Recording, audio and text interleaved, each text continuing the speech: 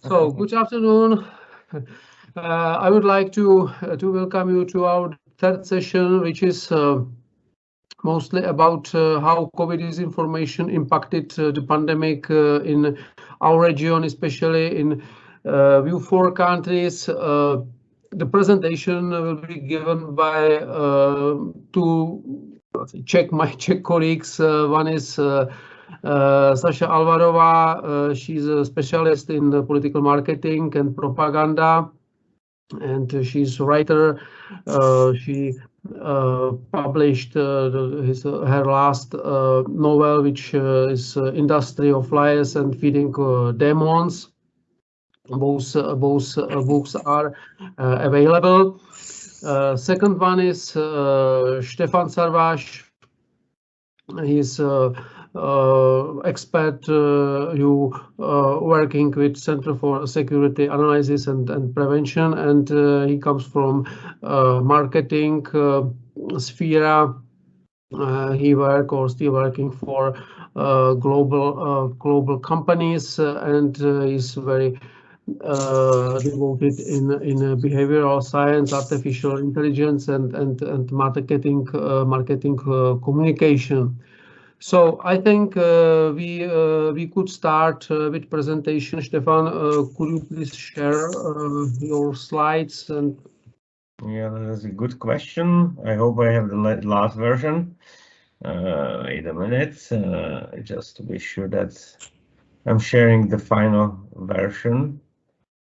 It was version 3, if I'm correct. So wait a minute.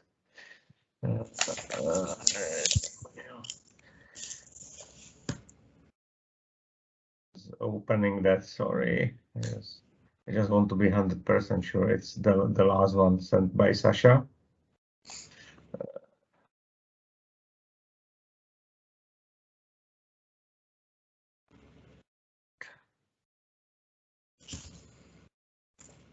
Okay. I hope it is the one. I'm going to share that. Okay. Can you see the screen now? That looks good. Yeah. Yes. Okay. Excellent.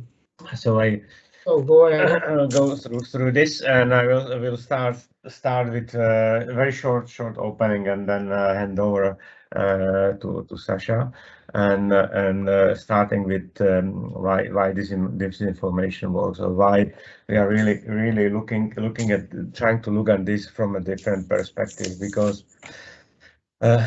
we've been exposed that traditional education is that in political science is in belief in our rationality and into critical thinking skills, ability to have very reasoning and argumentation and persuasion.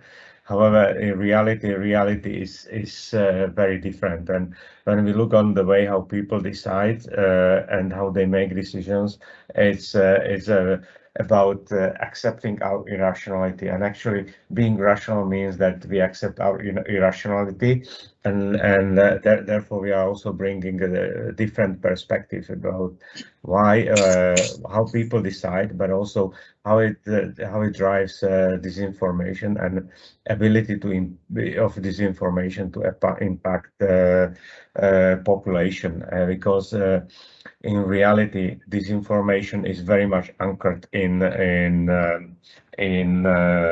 behavioral science, and it utilizes some key elements of behavioral science, and therefore also it's about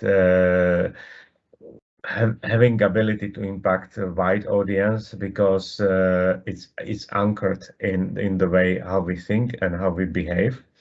And how this information works is really about ability to expose people to extreme and fringe information. And once we are exposed to fringe extreme informations that are anchored in cognitive biases and are a very strong emotional charge, that reduces our cognitive processes and our ability to call that behave rationally and logically, and also our ability to differentiate between truth versus manipulation. The more emotional exposure, the more emotional impact has any kind of information or visual effect, the less we are able to really differentiate between what is truth, what is manipulation. And last but not least, is also utilizing the fact that do you get high volume and frequency. You get really actually overall flood. Sasha is talking about flooding the zone. You get you overflow the space with a high volume of this information and frequency, which is triggering another elements in our brain. Because the more we are exposed to the information, the higher tendency we have to believe that it's true, and that results in a behavioral change. But I will hand over more to Sasha to talk more about how actually this is utilized in the online and offline space. So, well, hello there. I'd like to continue what Stefan already said and emphasize in my first slide that we are currently speaking, everyone is speaking about fake news and disinformation. What we are actually having to do with is the sophisticated manipulation. The playbook is always the same like in the 80s. Here you see the golden rules of the disinformation playbook: distract, divert, divide, disintegrate. This is, you could already, you know probably that playbook from Ladislav Bittman from the 80s, from the golden era of Soviet disinformation aimed at the United States and the Western space. But the playbook is still the same, but the technology changed, and also our knowledge of behavioral psychology changed, so it's highly upgraded. Nowadays is the manipulation of the information space aimed on breaking the cohesiveness. It means the population on the territory you are targeting should lose. That's the highest goal of the stream. Then there are minor goals and smaller temporary campaigns, but the highest goal of all streams of disinformation influence, or let's say manipulation influence, is breaking the cohesiveness of the population. It means the population on that territory should stop trust itself, should stop trust its ability to recognize what is truth, and stop to behave cohesively. It means help each other and behave like a unit, like a hive. To break the hive is the main goal. You achieve this through memetic and physical action. I'll explain that later. Data, you need precise data analysis. That's the new point in the game. So the old game from the 80s was upgraded through immense possibilities you have today to gain the data, which is the uranium of the 21st century. If you have the data, you can target psychologically any type of population cluster and change its behavior. You are trying to shatter common beliefs related to our defense mechanisms, cognition, and creating consensus, how the consensus in the population is created. So every population has some kind of long built and tested mechanism how to create consensus. Even if you disagree, you have to come to a common consensus how to make decision. To break that mechanism is very important for an adversary. One of the main, the graph or the picture in the middle shows what's the main trick being used, and that's the tribal effect. If you have a tribe, every behavior in the tribe is aimed to protect the tribe against anything else outside.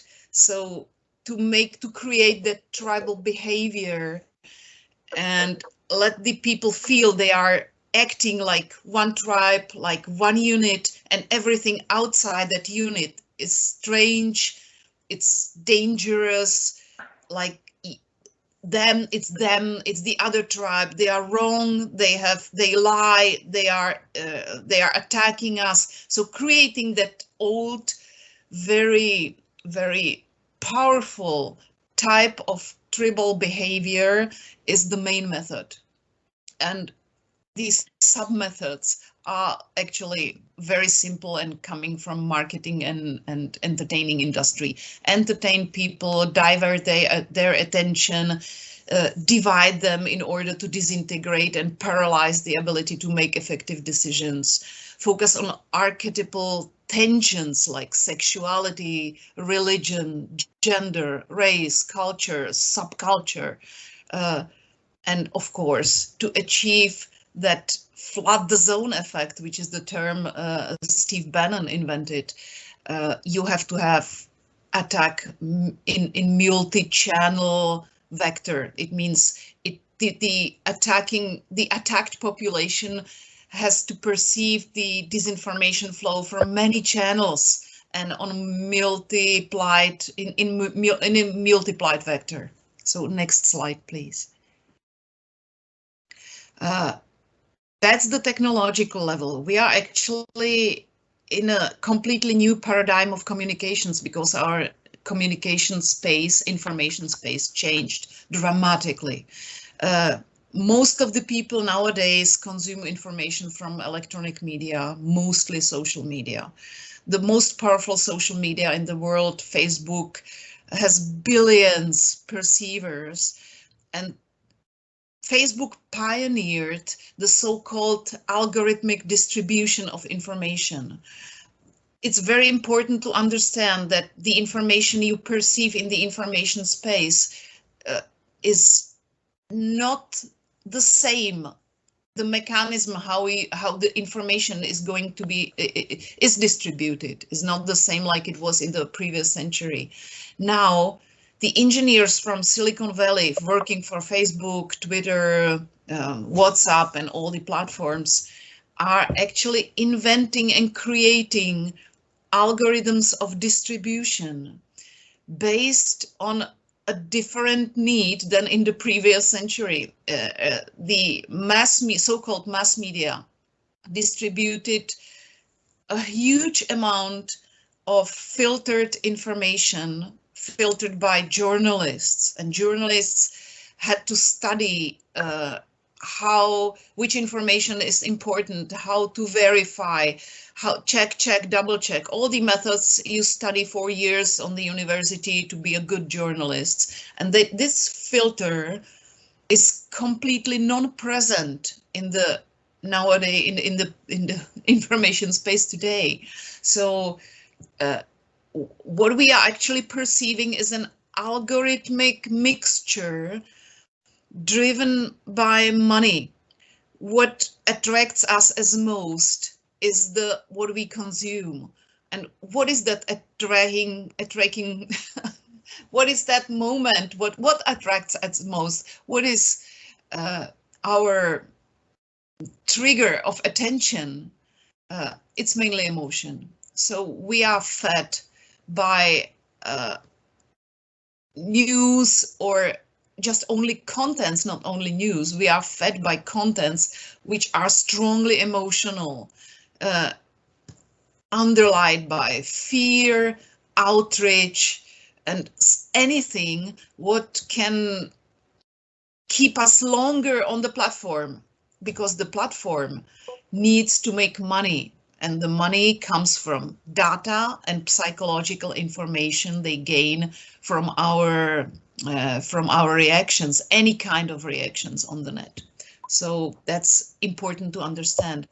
Our information space is actually totally perverted by that type of algorithmic information distribution. It's not the same like it was in the previous century, and someone else created that information mixture.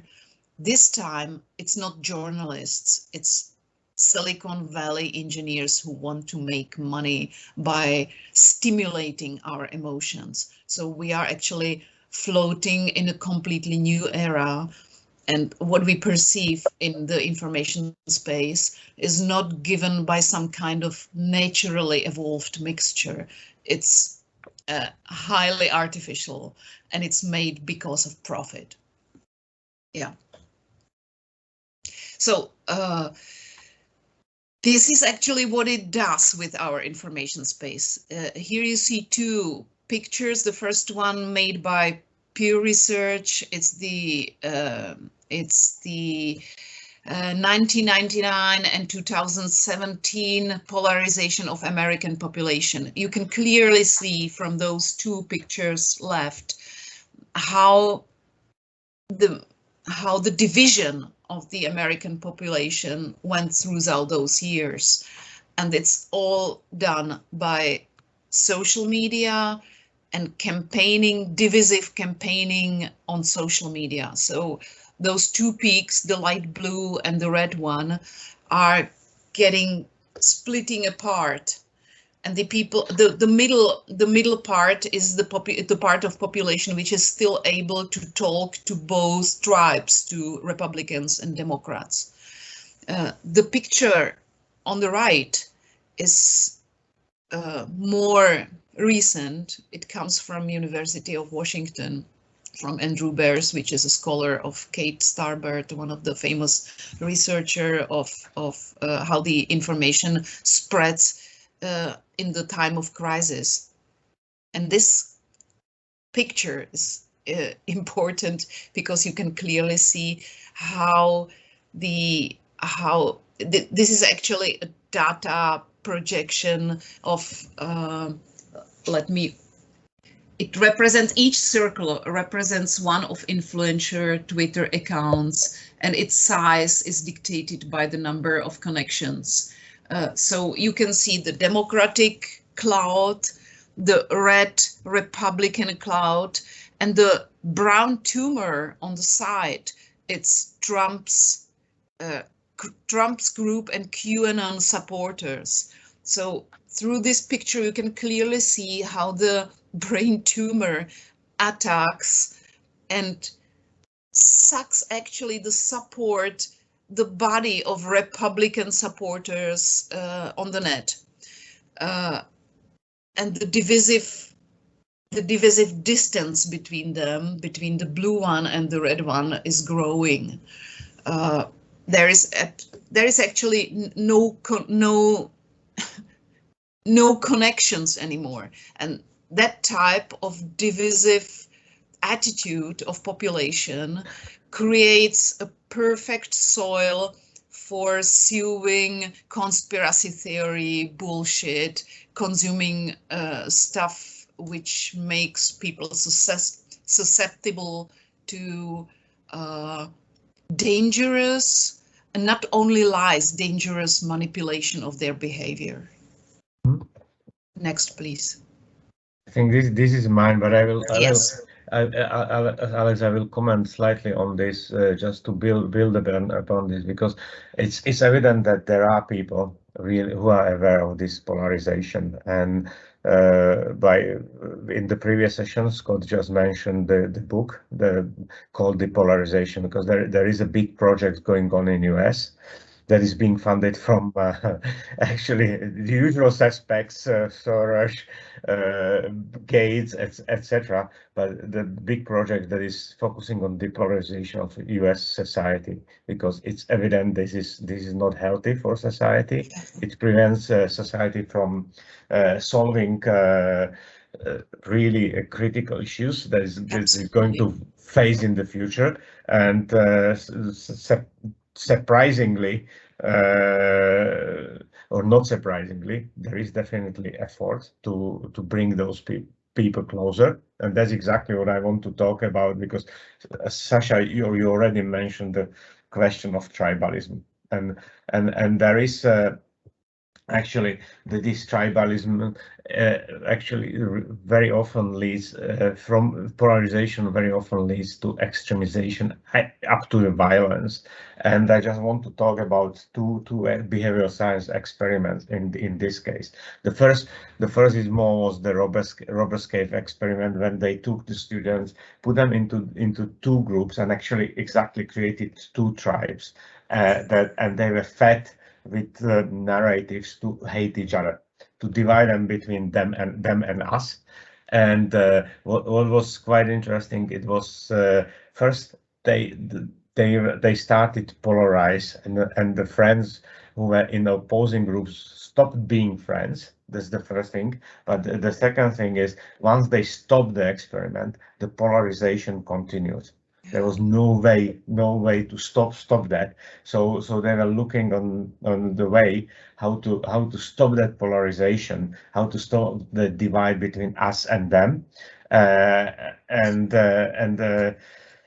that was a big challenge. There was one more actually experiment, bigger experiment was called Stanford Prison Experiments, which was actually reacting to hippie movement when a lot of hippies were protesting against the American war in Vietnam, and they were taken to prison, and they wanted to understand what is happening in the prison. And there was an experiment that actually put people into two groups.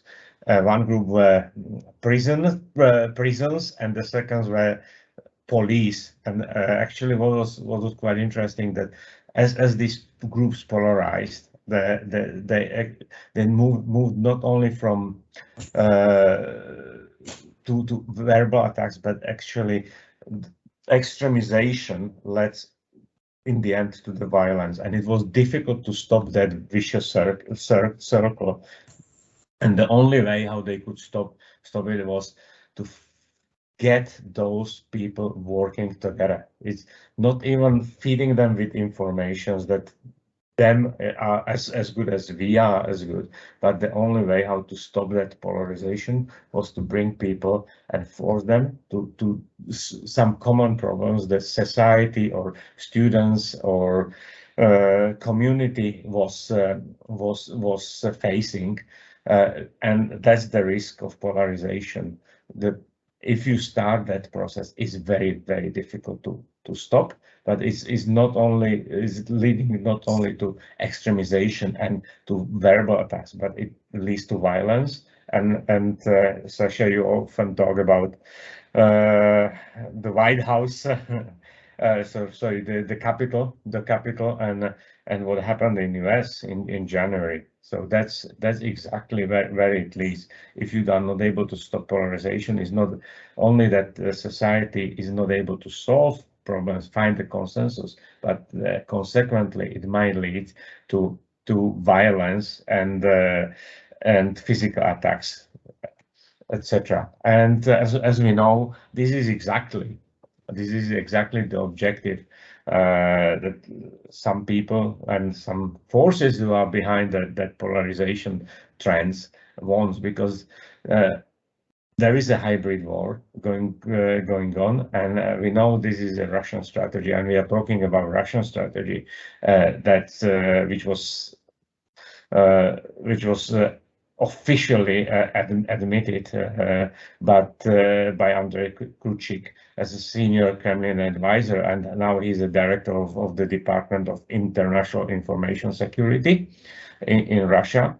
But there are some other states that are embracing this hybrid war approach, and yeah, of course we know, and China is pretty successful in that, and probably even, I would dare to say, even more better organized than Russia at the moment, especially of those who are seeing what is happening in Southeast Asia, or the ways how they are tackling call that disobedience of Australia, etc. And I will hand over to Alex again. Okay, let me go to more recent topic of what is happening right now in the information space, and why is it working so good? We are right now in the recent stage of information war is called memetic warfare. In the year 2015, an analyst of NATO named Jeff Gizea published a study named "It's Time to Embrace the Memetic Warfare." With this study, he argued that our defense structure, like North Atlantic Alliance, should fully adopt new methods of protecting our information space, mainly to understand the memetic theory and the memetic warfare as such. He showed in that study that the Islamic State was the first who successfully used memetic warfare to draft new supporters from young Muslims all around the Western space. And he showed how successful the Islamic State, or even before the Al-Qaeda, was by drafting that young people. And it was achieved mainly by clever memetic distribution of Islamistic messages. Unfortunately for us, NATO didn't accept his study, or didn't accept his, at that time, a little bit fringe views of defense of our information system.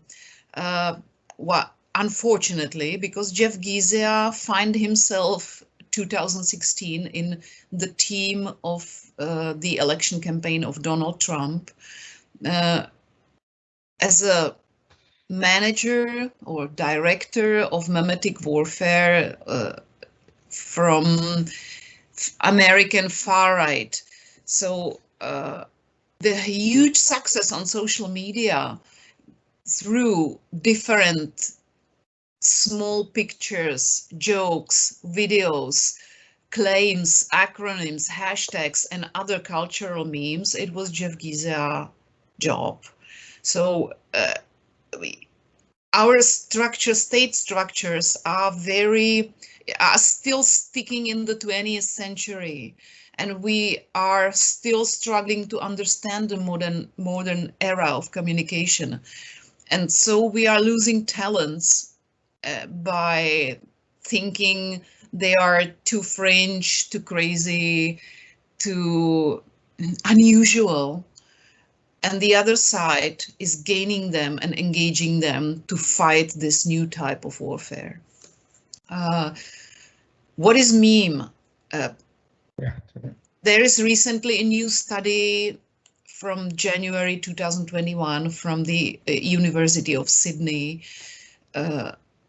Schleil, Veit, Baudry are the authors, and they, for the first time, see meme as not only as a information or as a unit of cultural information, but they researched memes from different perspectives, from the perspective of information, from the perspective of culture, from the perspective of behavioral psychology, and also economy, because meme can impact a huge area of our society. Meme is actually, they define meme as a smallest unit of cultural information loaded with psychological nudge to action. It has the potential to change our behavior by circumventing the rational process and pushing us directly to that right move, because it creates an instinctive agreement on instinctive push to action, call to action. And so therefore are memes very strong means of information warfare, and we should understand this. So I can highly recommend to read that study from the University of Sydney. Next slide, please. So how is it done? To achieve that goal, flood the zone with shit, in the terms of Steve Bannon, we need to get the meme in the and to seem to be like omnipresent everywhere. And memes, those small psychologically units of information behave in a similar way like viruses. They infect people's minds through bearing some small sympathetic cultural information based in biases. There is a cycle how we spread memes in the information space.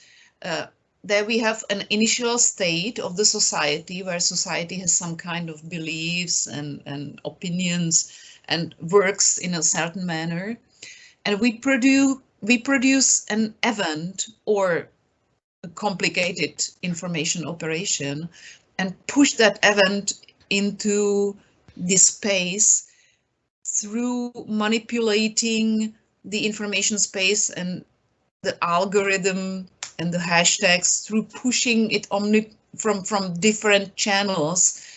And we are testing how the memes during that event behave.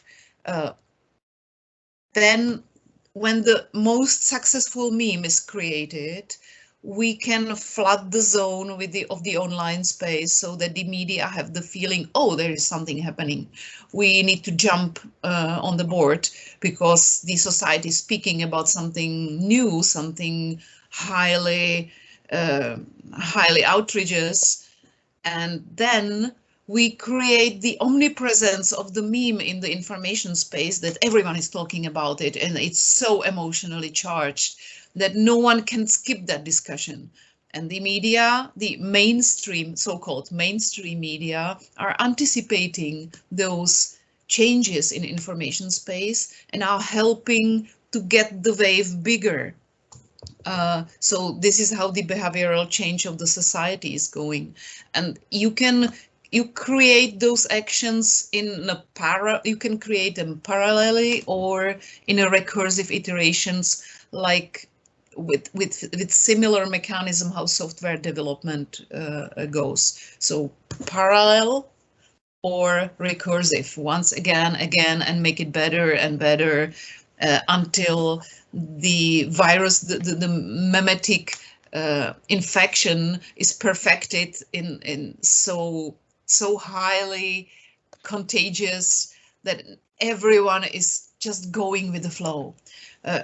The recent action you maybe noticed, I choose as an example, was the message that there are some people from school committee burning books with old books of the so-called white culture, which are a little bit racist or were created in the times where the racism was that kind of what was institutionalized and normal. And as an act of reconciliation with First Nations, those people in the school committee in Ontario or Quebec, I don't know which province was that, they decided to burn 30,000 books as an act of reconciliation with First Nations. It was completely stupid. I don't know who was behind that idea, but immediately the zone was flooded with this only one message here in Canada and also in the world. And the action was simply perfect because the people in the world don't know the context, the cruel context of the complicated relations between Canadians and First Nations. So the rest of the world perceived just, oh, the Canadian leftists are burning books of our culture, like they are burning Tintin and old authors. So it was amazing, the flood the zone example of the media, or far-right media, but also main media all around the world anticipated or took over that part that Canadian leftists, that's the buzzword, are burning books without any other contexts. And it was so perfect. So my trigger was immediately when I saw my friends on Facebook who are consuming the far-right media with preference to that content. They immediately wrote me, see the country you live. you are burning book, guys. So without explaining the other context, that all politicians immediately said, no, this is not acceptable, that was wrong. The chairman of the school committee had to apologize because of the action was inappropriate, and so on and so on. But no one got the second part and the context. The meme was Canadians are burning books, and with the context, burning books of Catholic Church in the 14th, 16th century, it was just perfect. So it ran all around the world, and the message was Canadians got crazy. Canadian leftists got crazy. So this is how is it done. So you have an action, sometimes it's a spontaneous action, sometimes it's created, and you create the meme and flood the zone with it, because if the meme is successful, it's based on biases and cultural information. It triggers your behavior and you feel that outrage. And this is how it works. That's why it's so powerful, because it's circumventing the rational process. Check, double check, see the context first, be educated first. It speaks directly to the biases, like the white culture in Canada is being destroyed. That was really successful message of the far-right media around the world, and it worked. So next slide, please. What was one of the perfect examples? I call them land memes. It's like landmines, because once you step on it, you are totally lost. And it was the yellow anti-vax. It was the yellow anti-vax star of anti-vaxxers all around the world.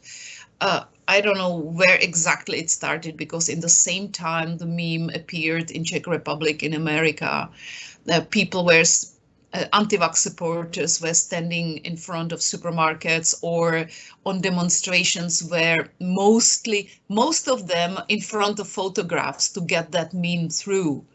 And it's such a perfect point to look at when you have a photograph and want to make some interesting pictures from a demonstration, to see and to make a photo of someone wearing that yellow star. You have the perfect picture. You go to your next newspaper and the appraisal is sure. So it's an evil genius idea to implant that powerful, painful Jewish symbol and make it flood the zone with that, because the immediate reaction of all serious, well-behaved people of Jewish community, international Jewish community, could be evaded. So everyone burst out like, what? You are misusing that sacred symbol of Jewish, of that sacrifice, of that suffer.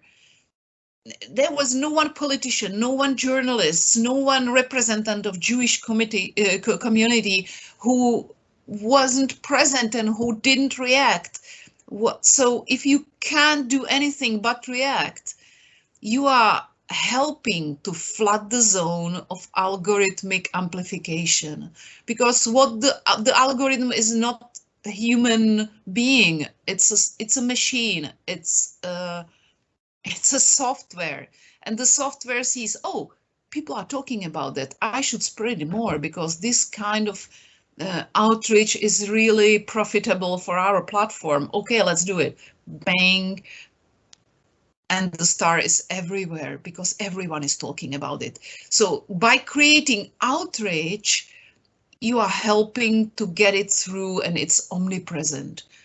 And this is how it works in another example. So another land memes is take back the control meme.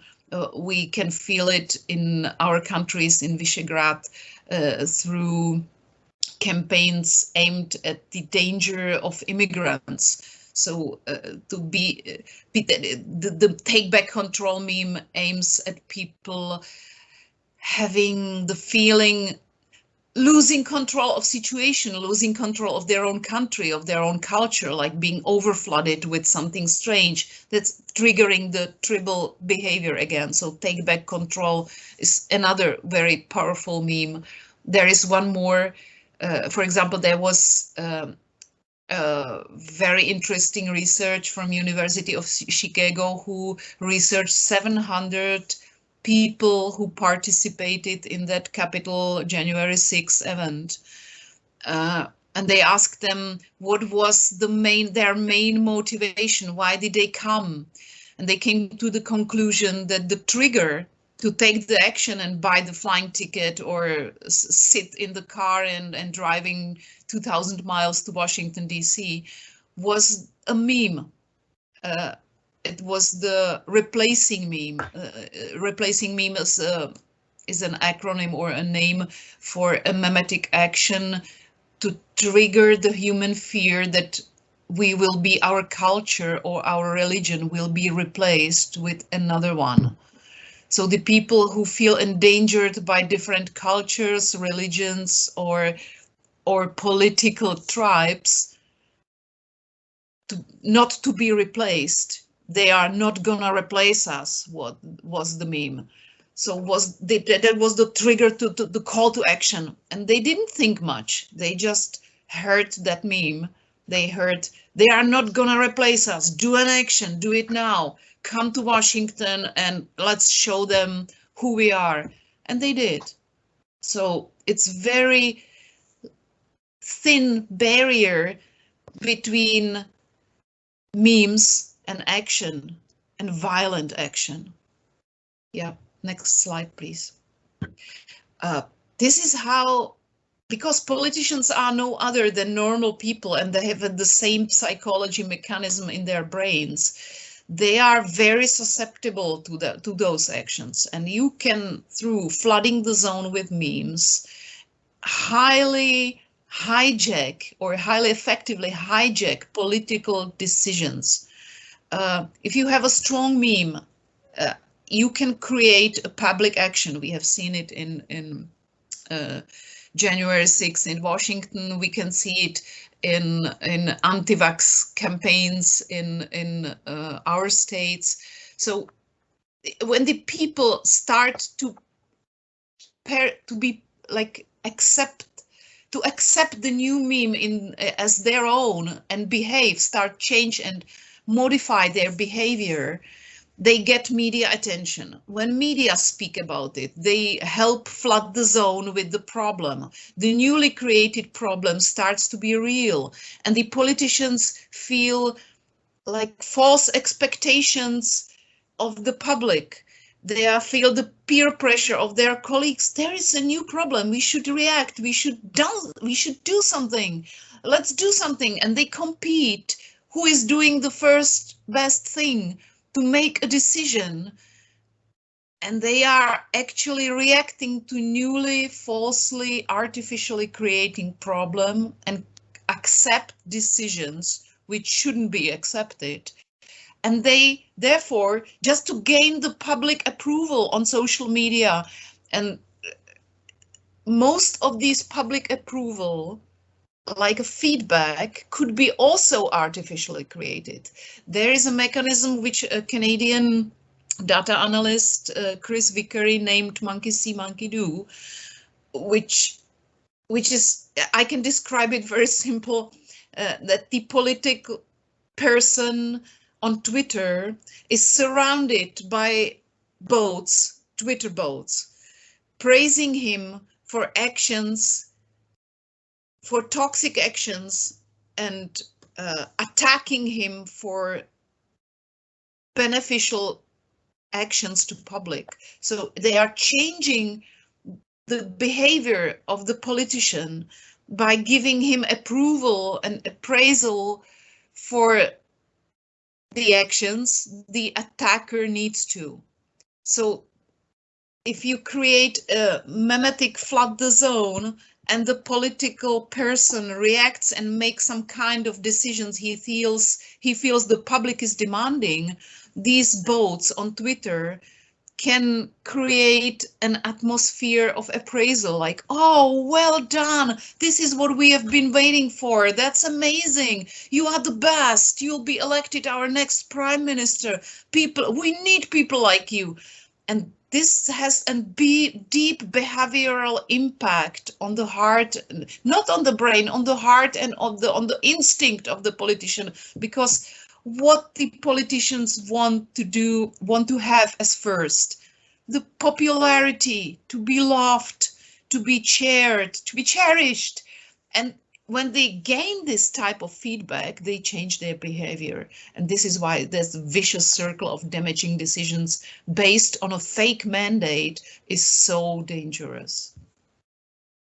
Yeah, that's... Oh, yeah, I have another slide I forgot. I was already thinking it was the last time of last slide of my slot.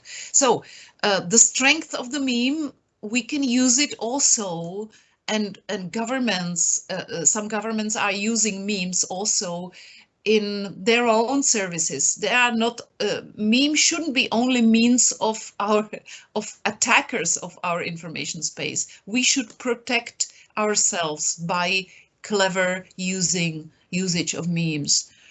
We can use it as nudge meme.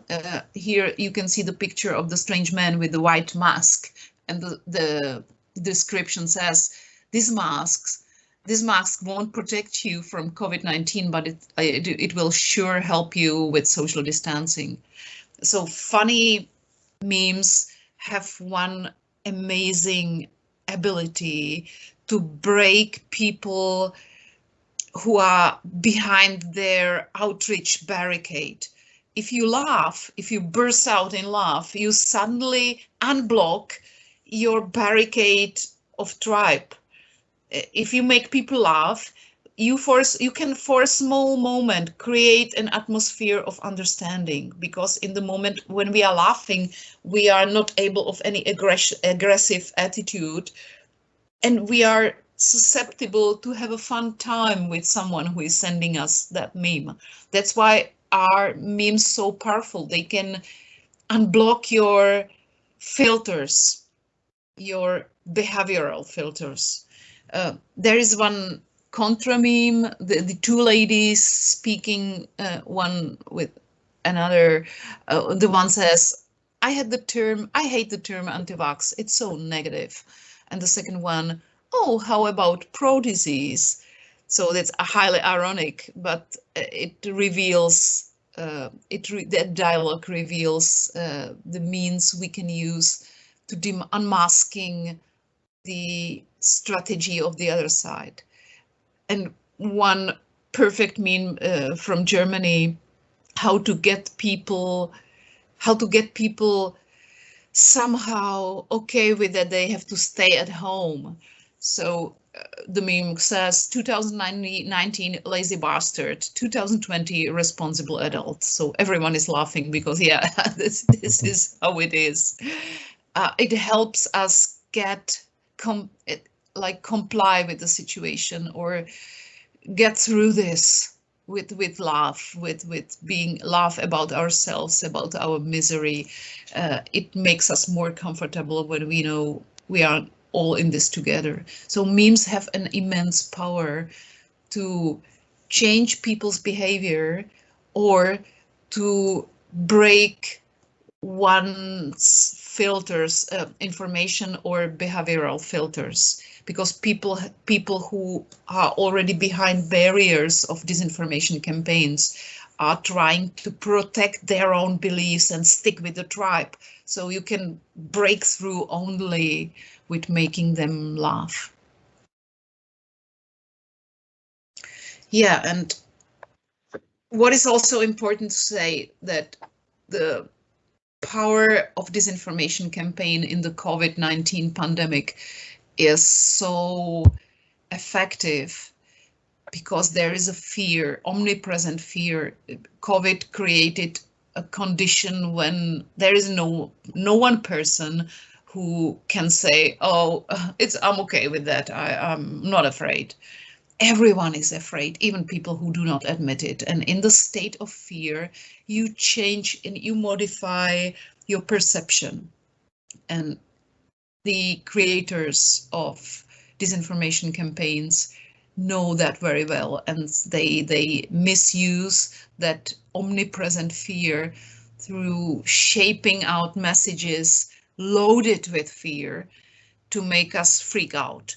In the state of freaking out, in panicking, we are very much prone to make bad decisions, and this is actually what we do. Look at the high percentage of people who refuse vaccines, or people who are seeking refuge in strange medicaments like ivermectin, or drinking iodine, or I don't know what is the recent. What is the recent hit in the disinformation scene? So by diverting your attention from the real danger to a fake solution like hydroxychloroquine, ivermectin, or diverting your attention from the disease to creating a safe space where no COVID actually exists. It's a conspiracy of the world elites who want to try make us obedient and who want to manipulate us. So creating safe spaces to escape that fear. That's the mechanism how they make the clusters of population seeking to safe refuge from that omnipresent fear. Yeah, next slide, please. And that's yours, Stefan. Oh yeah, well, I think. Yeah. Oh no, this is mine. Sorry, that's my. That's. I'm sorry. No problem. So, what is also important to see that there is not only state adversaries who are distorting our information space.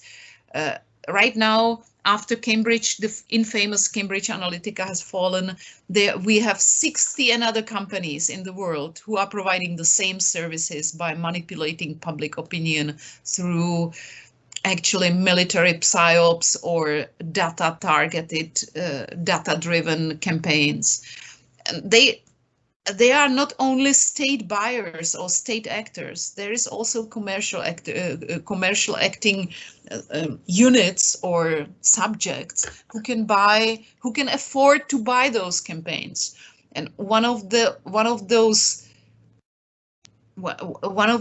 buyers is the who is interested and highly engaged in anti-vax campaigns are companies who produce natural health products like vitamins, herbs, and stuff like that. They invest, this is important to know, they invest 1 billion each year in creating anti-vax groups on social media, just to gain influence in those groups, just to implant their advertising. Because if you can filter people who distrust the classical medicine, or who distrust chemistry, or who believe in yoga, tai chi, and that natural healing, alternative healing stuff, you have perfectly created group to target your advertising at. So you don't need to waste your time with another groups or with people with another beliefs, because you have already pre-filtered group who will certainly consume your ads. So you invest in creating those anti-vax, natural healing, alternative medicine, yoga groups, and you can target them directly. And those companies invest $1 billion each year into creating these spaces. I'm not making this up. It's the result of a study recently published from Center for Digital Hate in Washington, D.C. I also attended a link to the study to my presentation. Yeah, and I will go and focus more on how to fight disinformation. And one important element is we see a lot of fact fighting, fact checking, the ways how we want to tackle disinformation in a way that it's very rational, and it's focusing on exposing those who are agnostic to facts. And what we see very consistently, it doesn't work because for several reasons. First, it's bureaucratic and it's very slow. It's the other element is you are exposing people to facts that they filter almost automatically, because those who believe in something different have a tendency either to ignore the facts, and the second is they actually are trying to even find the contra facts, and very often we see that exposing people to facts that are contradicting their views leads to actually self-confirmation, and it drives even behavior that leads people to finding additional facts that are confirming that their views. So that's how it works, and of course, all these fact-checking sites, fact-fighting activities are lacking emotional charge, and many of those are really targeting people who actually are already believers, and they're just making them more persuaded. But in case of those who do not trust or have different views, actually we are very often repeating these informations, and our brains works that multiplication of these informations via fact checking actually even helps disinformation to spread, and creating brain connections, and in reality if we are repeating this information, we are very often helping that this information being spread even more efficiently. And last but not least, also any fact-fighting activities are missing reach and volume and frequency of these informations, because they are very rational, they are not emotional, they are missing, they are not mimetic. And that's what Alexandra was talking about. Disinformation are tapping into mimetic, simple, and very emotional tools that are helping them, while all the many fact-fighting activities are missing that, because they are not able to deliver it in a very mimetic way. And last but not least, it's also they are focusing on changing our beliefs and not behavior. And this is an important element, because there been the premise that beliefs leads to the change of behavior. However, what we really see in behavioral science is very often that actually our behavior pretends is ahead of our beliefs, and we are forming and post-rationalizing our behavior. And therefore, we also believe that tackling disinformation might work if first we are agile and we are able to react fast via, let's say, innovation incubators. And me as from being in marketing, I've been exposed, and actually I worked in several incubators.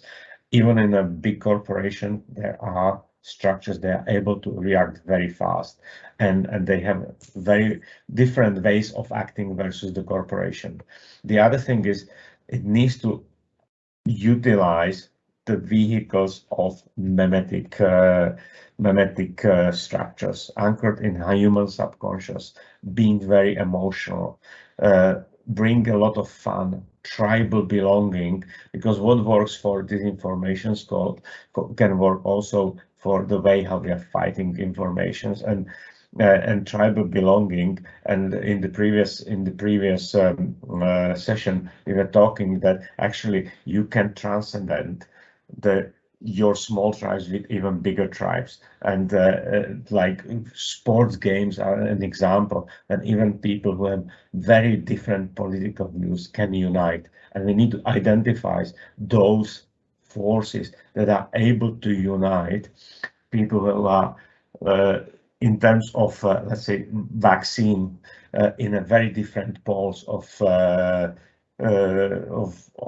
accepting vaccination, but they still can find a way that can unite them, that can create empathy. And last but not least, mimetic, simple and understandable. And last but not least, we are always focusing on fighting disinformation and trying to identify the way how to fight disinformation. But the best way to fight disinformation is effective communications, transparency, true and simple messaging, mimetic structure, and maximize reach, volume, and frequency. That's and really focusing on driving behavior, not attitudinal change. Being sure that we are actually helping people to do what they want to do in a way that we are slightly nudging them in the direction, but we are not doing that unethically. And they will change attitudes. There are some way that there are some topics where you need to really focus on attitudinal change, but in reality, 80% or 90% of attitudinal change is driven by already behavioral change that happened prior to that. And therefore, communication during pandemic needs to focus on changing behavior, not really attitudes, not a lot of persuasion, but creating the nudges that drive the right behavior, will help people to do what they want to do. Let's say vaccinations, and if you manage to simplify the way how to get vaccinated, the way how you can register for vaccination, but also how you can get the shot in the most convenient locations, the most convenient time. People will post-rationalize their decisions because we are never wrong. We are always right. And we always have tendency to tell ourselves we are right, and whatever we do is the right thing. So, and if you create the environment that you are nudging people in the right directions, they are never going to tell you, I did a mistake, unless they really something wrong, really wrong happens. But they always find the arguments why they did this, in spite of the fact that they were just nudged and it was very subconscious decision for them. And therefore, we need to move from fact-checking to active and effective information, being agile, being simple, relevant, and mimetic. Utilize the biases like framing, anchoring, and we had much more examples in the previous session about that, and being emotionally charged, being simple to process, being mimetic, and thus being effective. And last but not least, not to force people, but to do it in a way that it's a personal discovery, something that I did because I wanted to do, instead of I was forced. The solution was imposed on me. And that's very important, because then that leads to internalization of not only what I did and telling that I did it right, but also internalization of all the arguments that are behind that, in spite of the fact that probably 2 or 3 days prior to that, I was not believing them or relativizing them, etc. And other important element, and we again slightly repetitive with the previous session, is all the fact checking, all the fighting disinformation activities are focusing on those who are spreading disinformation, or trying to spread disinformation and trying to persuade them they are wrong. Just don't spend time with that. It's that ROI of persuading these people is going to be very low. There are chances to change their behavior and their belief system is really low.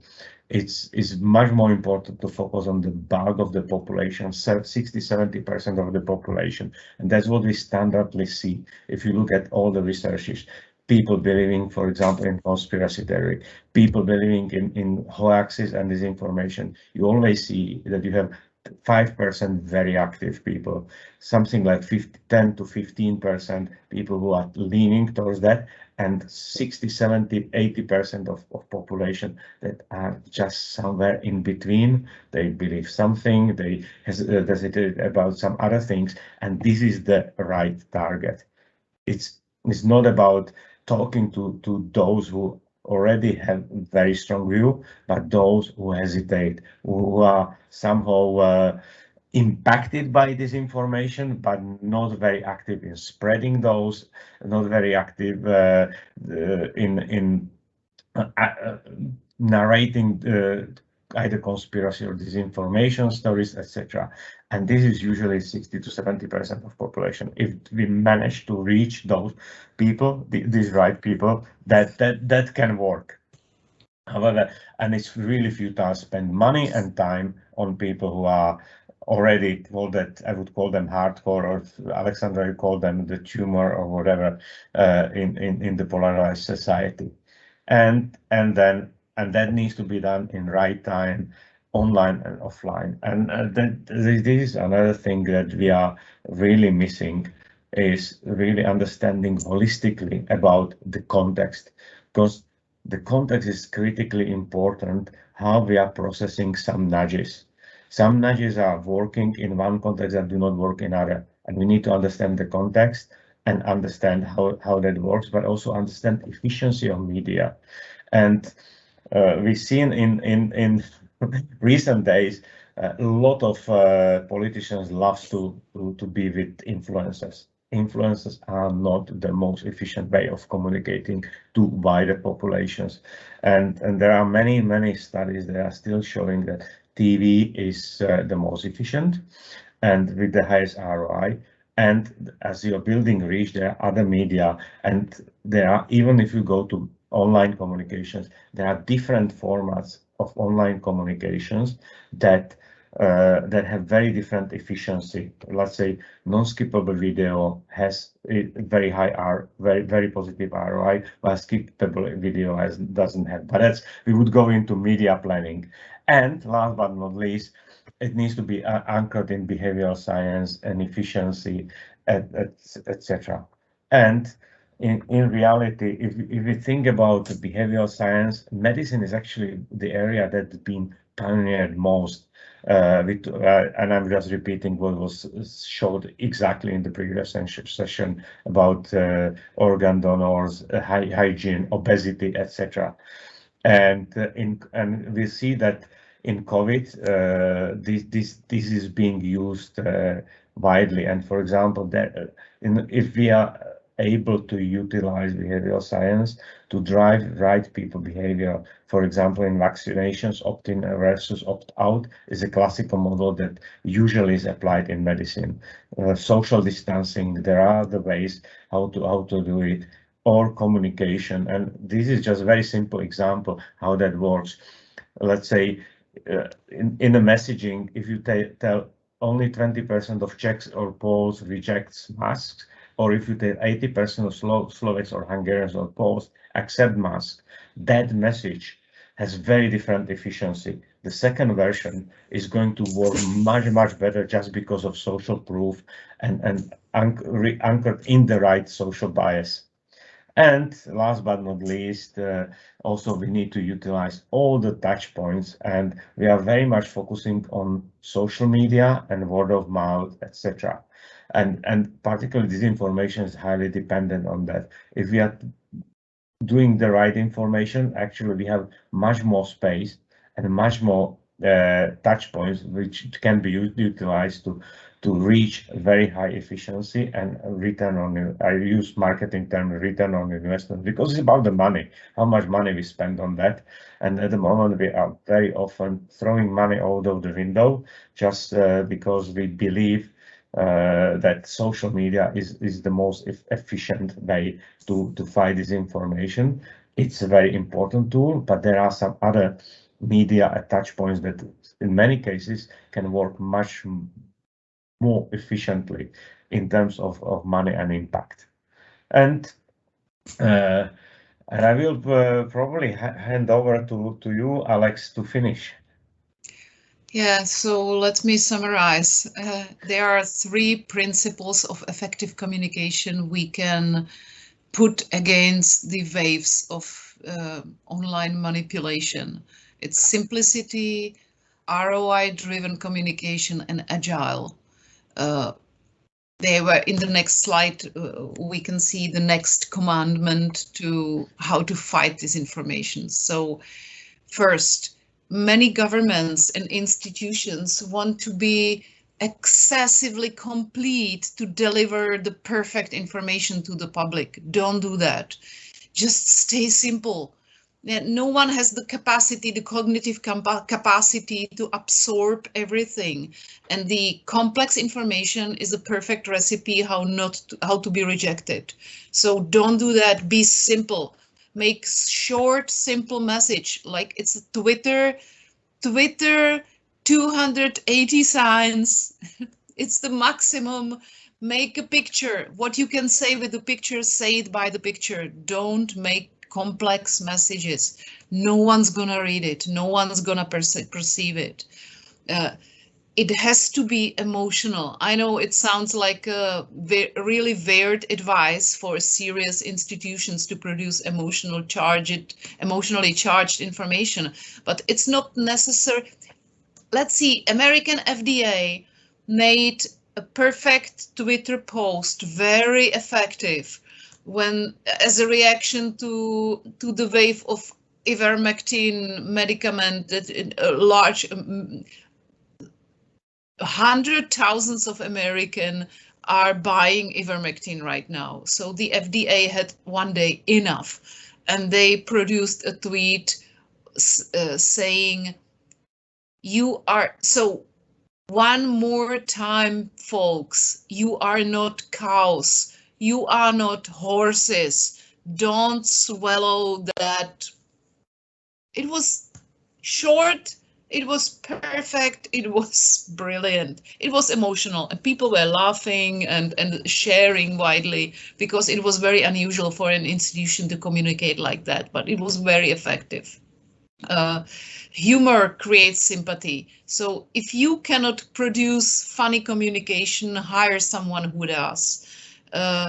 Repetition increase acceptance. That's the Robert Zions, the psychologist of the early 60s in America, verified the theory that the more the so-called mere exposure effect, the more you are exposed to an information, the more you are prone to believe it's true. It's simple. Repeat, say it again, repeat it, say it again. So that the people have the feeling that it's going from everywhere, and it's repeatingly and increasingly accepted to their information universe. Make simple charts, simple numbers, use pictures. I already said that. People tend to herd behavior. So you need to initiate the herd behavior. So once they have the peer pressure, everyone's doing that, they do it too. And also there is a method named gamification, because homo ludens, we are people who love to play. Make people, if you can make the people play and thereby gaining their information and changing their behavior, let's do it. Why not? It's the modern method of communication, which is effective. Don't be hesitating to use that, because it really works. Fear is a good servant, but overuse of fear, like fear mongering, you're gonna die if you don't get vaxxed, you're gonna die without that job. That's the counterproductive method. Use it wisely, and people are scared anyway, scared shitless, excuse me.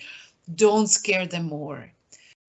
So who could be involved in that effective communication? Governments should certainly hire and involve that parts of society who are skilled. It means think tanks, public relation agencies, NGOs should help, creative teams, involve your own employees, bureaucrats, politicians. You need data experts because you can never ever effectively target parts of population without data. Like I said, it's a uranium of 21st century. You have to have marketing experts, social media experts, Facebook site organizers, people who locally create a small city Facebook site of like, let's help each other, or acting locally but being highly successful. People who made internet, who are able to make it graphically appealing, and behavioral experts, nudge experts. Sorry for the typo in my slide. I didn't know this previously. So all what we need to do when our data analysis shows that there is a campaign coming up on us, let's react, let's be fast, let's be simple, and let's be effective. Thanks a lot. Guys, any questions?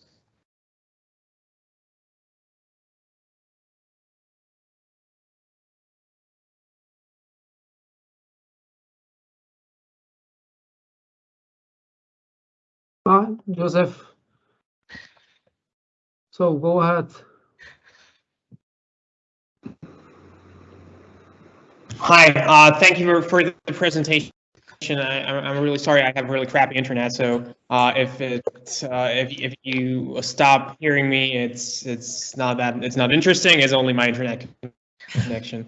I found it really interesting, and I was wondering about, we were talking about the mimetic warfare, and it's a really good tool for like short-term and like midterm how to fight pandemic, but I would still return to the educational part.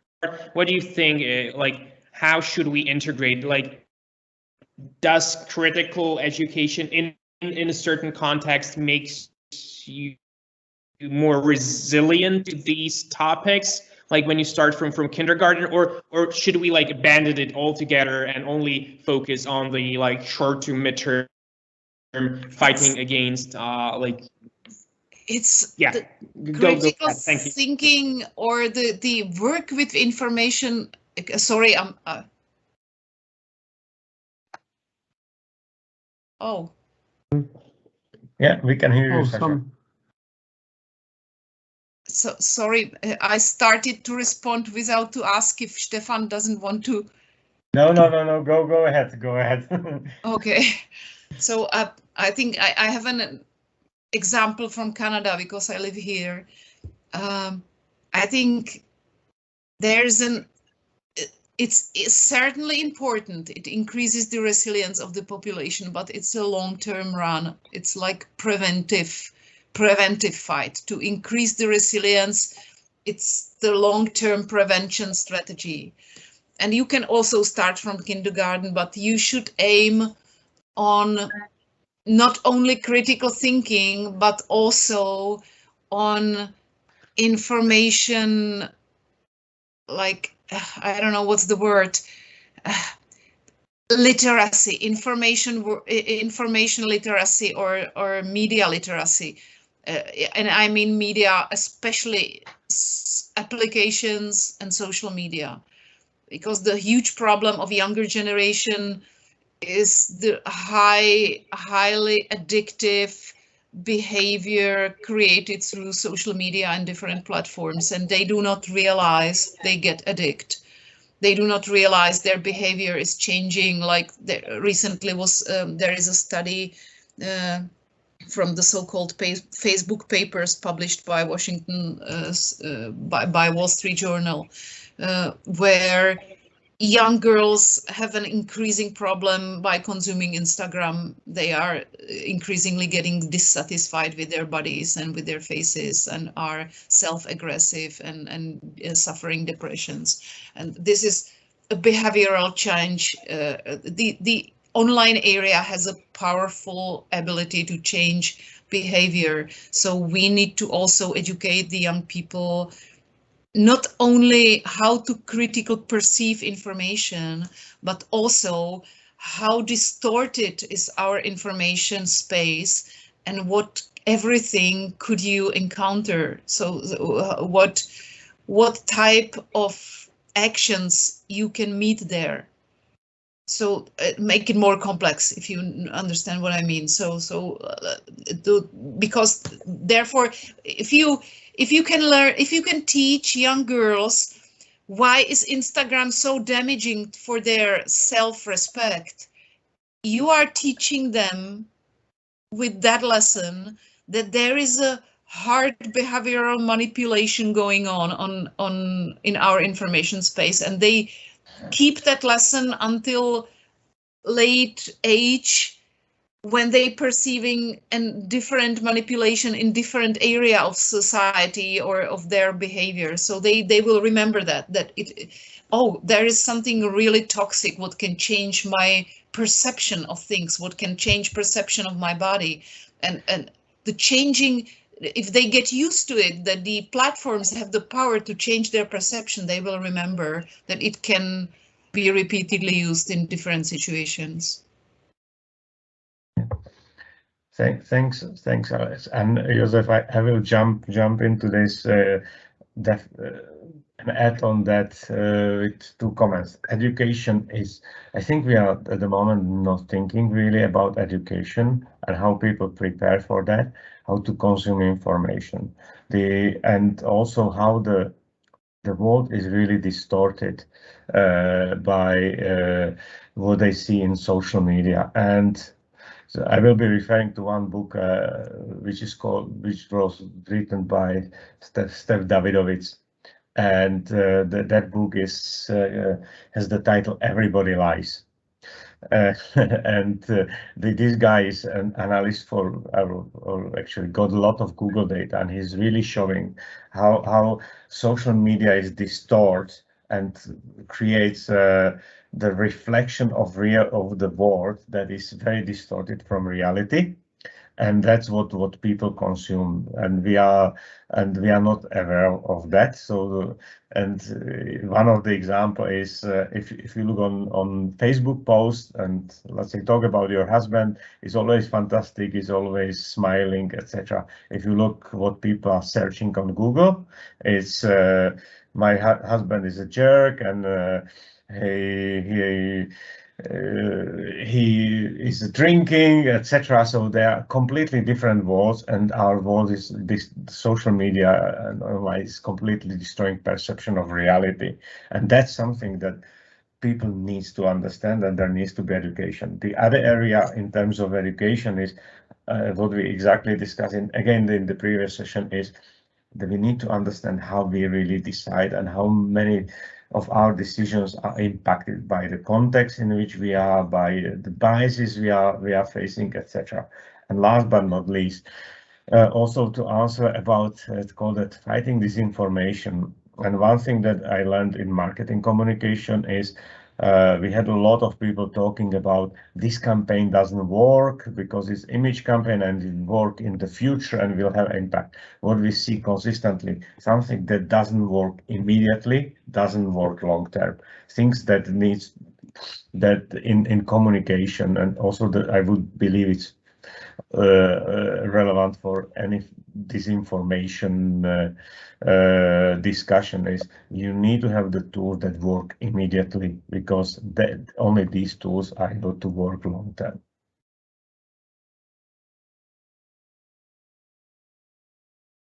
So I think thank you, Stefan and Alex, for presentation. So it was the last, but I think it was very good summary of what we could hear during previous 2. So just I stop recording.